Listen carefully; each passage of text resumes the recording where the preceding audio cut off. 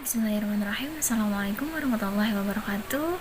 Sebelumnya, perkenalkan kami dari kelompok 4 akan mempresentasikan apa itu morfin dan heroin.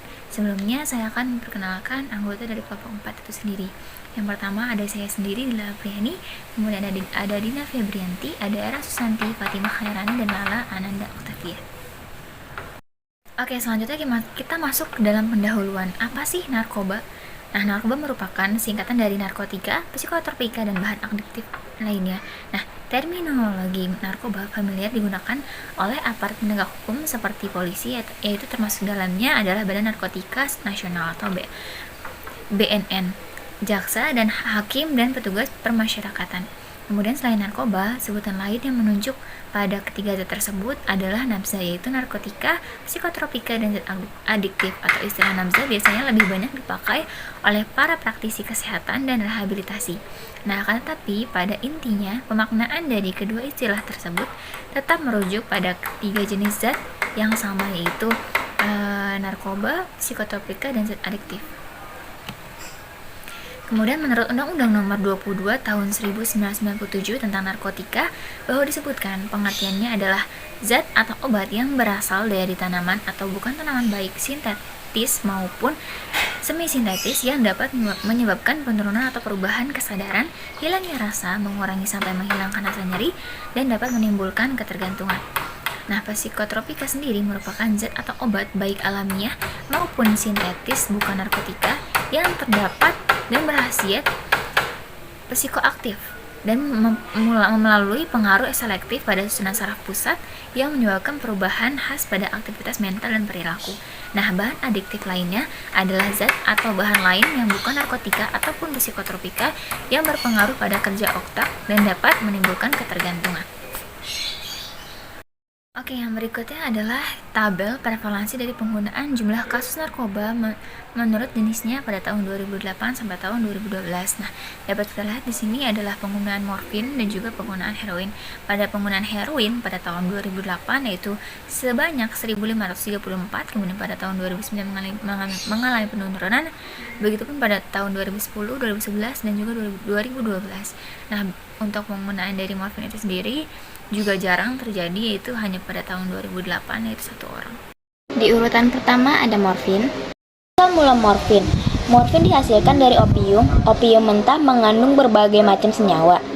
4 senyawa memiliki efek psikoaktif, diantaranya yaitu morfin 10 hingga 15%, noscapin 4-8%, kodein 1 hingga 3%, dan papaverin 1 hingga 3%.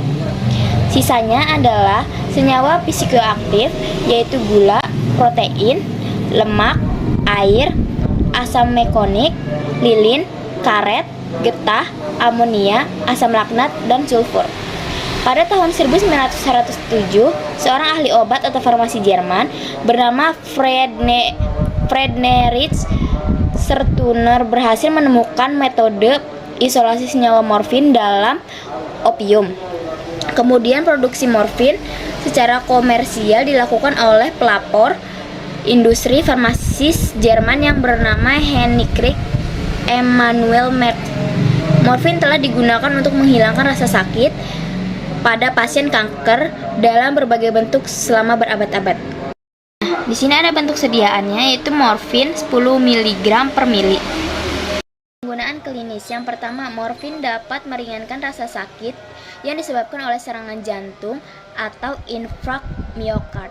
Yang kedua, dalam praktek klinis, morfin sering diberikan melalui rute oral atau intravena, meskipun subkutan, transdermal, sublingual, intramuskular, epidural, intratekal, dan rute intraartikular juga bisa digunakan tergantung pada pengaturan. Yang ketiga, morfin adalah obat yang bisa digunakan dalam manajemen dari nyeri akut maupun kronis. Sering dijumpai juga penggunaan morfin sebagai analgetik sebelum dilakukan operasi, untuk anestesia regional dan nyeri sendi. Efek analgetik morfin mengambil bagian pada mu opioid receptor, sebuah G-protein coupled receptor pada sel-sel neuron. Yang keempat, morfin juga dapat digunakan sebagai anestesi umum untuk menenangkan pasien, juga anestesi regional seperti anestesi spinal atau epidural. Selanjutnya, pengaruh morfin pada sistem saraf pusat.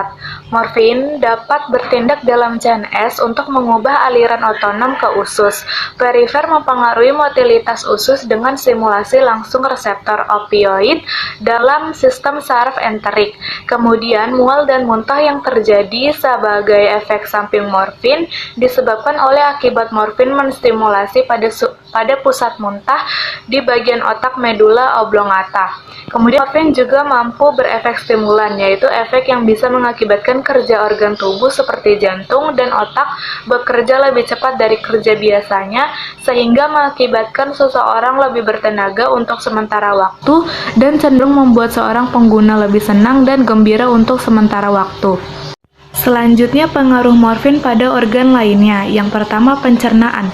Di lambung, morfin dapat menginhibisi sekresi HCl sehingga menyebabkan pergerakan lambung menurun, tonus bagian antrum meningkat, serta motilitas berkurang. Di samping itu, sphincter pylorus berkontraksi berakibat pada pergerakan pada isi lambung menuju duodenum melambat.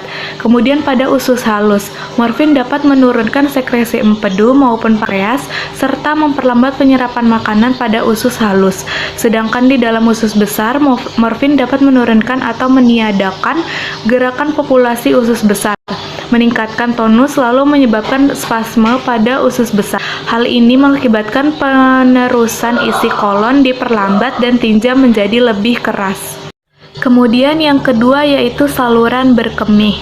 Morfin juga mempengaruhi saluran berkemih. Mekanisme retensi urin masih belum sepenuhnya dipahami. Opioid dalam hal ini, morfin dikenal dapat mengurangi tonus detrusor dan kekuatan kontraksi, mengurangi sensasi penuh dan keinginan untuk membatalkan, serta menghambat refleks berkemih. Efek ini bersifat naloxone reversible. Kemudian yang ketiga yaitu jantung. Efek samping jantung dari opioid tidak terlalu umum. Morfin telah dikaitkan dengan pelepasan histamin dan akibat vasodilatasi dan hipotensi. Efek samping ini sebagian diblokir oleh H1 antagonis, tetapi sepenuhnya dibalik oleh naloxone. Stimulasi dari parasimpatis juga berkontribusi terhadap terjadinya bradikardi. Selanjutnya akan dibahas oleh teman saya Era Susanti, yaitu membahas tentang heroin. Asal mula heroin. Pada tahun 1874, orang membuat heroin dan pohon opium. Ketika itu, heroin dijual sebagai pengganti morfin yang aman dan tidak menimbulkan kecanduan. Namun, akhirnya disadari bahwa heroin juga menyebabkan ketergantungan yang tinggi. Kemudian, di Inggris dilarang pada tahun 1920 dengan undang-undang. Penggunaan heroin mulai meningkat sejak tahun 1990 dan mulai booming pada 1996. Menurut National Household Survey on Drug Abuse di USA tahun 1996, sebanyak 2,4 juta orang pernah menggunakan heroin. Di Indonesia, jumlah penderita narkotika tahun 1995 adalah 130.000 orang atau sekitar 0,065%. Pada pemakaian narkoba ini kebanyakan anak-anak muda berusia kurang dari 26 tahun. Angka kematian akibat penggunaan heroin di Indonesia mencapai 17,6%. Heroin atau diasetilmorfin termasuk golongan opioid agonis dan merupakan derivat morfin yang terbuat dari morfin yang mengalami asetilasi pada gugus hidroksil dan ikatan C3 dan C6. Selanjutnya ada contoh bentuk sediaan dari heroin. Lalu ada pengaruh klinis heroin. Tempat kerja obat opiat. Ada dua tempat kerja obat opiat yang utama, yaitu susunan saraf pusat dan visceral. Yang pertama, susunan saraf pusat opiat itu ada korteks, hipokampus, talamus, hipotalamus, nigrostriatal, sistem mesolimbik, locus coeruleus, daerah aqueductus, medulla oblongata, dan medulla spinalis. Lalu di dalam sistem saraf visceral itu opiat bekerja pada plexus mesentericus dan plexus submucosus yang menyebabkan efek konstipasi. Untuk injeksi itu injeksi secara intravena, subkutan atau intramuskular. Injeksi lebih praktis dan efisien untuk heroin kadar rendah. Injeksi secara intravena dapat menimbulkan efek euforia dalam 7-8 detik. Sedangkan secara intramuskular efeknya lebih lambat, yaitu 5-8 menit. Kerugian injeksi yaitu dapat menyebabkan septikemia dan infeksi lain, serta dapat menyebabkan merusak vena dan menyebabkan trombosis dan abses. Pengaruh terhadap sistem saraf pusat. Yang pertama ada analgesia. Khasiat analgetik didasarkan atas 3 faktor. Yang pertama meningkatkan ambang rangsang nyeri. Yang kedua mempengaruhi emosi. Dalam arti bahwa morfin dapat mengubah reaksi yang timbul menyertai rasa nyeri pada waktu penderita merasakan rasa nyeri. Setelah pemberian obat, penderita masih tetap merasakan atau menyadari adanya nyeri. Tetapi reaksi khawatir, takut tidak lagi timbul. Efek obat ini relatif lebih besar mempengaruhi komponen efektif emosional dibandingkan dengan sensorik. Lalu yang ketiga itu ada memudahkan timbulnya tidur.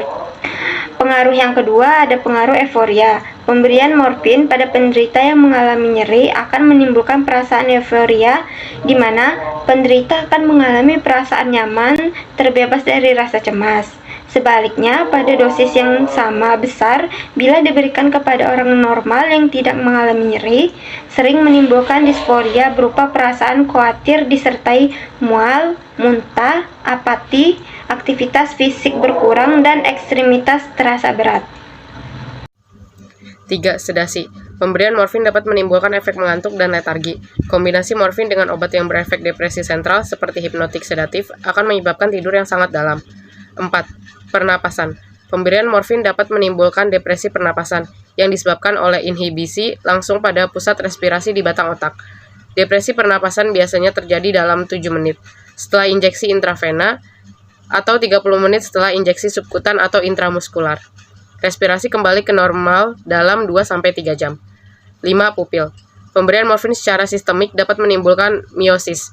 Miosis terjadi akibat stimulasi pada nukleus Edinger, Westphal, N3. 6. Mual dan muntah. Disebabkan oleh stimulasi langsung pada emetic chemoreceptor trigger zone di batang otak. Pengaruh pada orang lain. 1. Saluran cerna. Pada lambung akan menghambat sekresi asam lambung. Motilitas lambung berkurang, tetapi tonus bagian antrum meninggi. Pada usus besar akan mengurangi gerakan peristaltik, sehingga dapat menimbulkan konstipasi.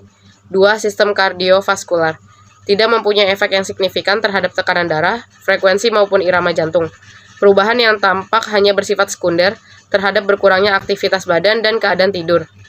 Hipotensi disebabkan dilatasi arteri perifer dari vena akibat mekanisme depresi sentral oleh mekanisme stabilisasi vasomotor dan pelepasan histamin.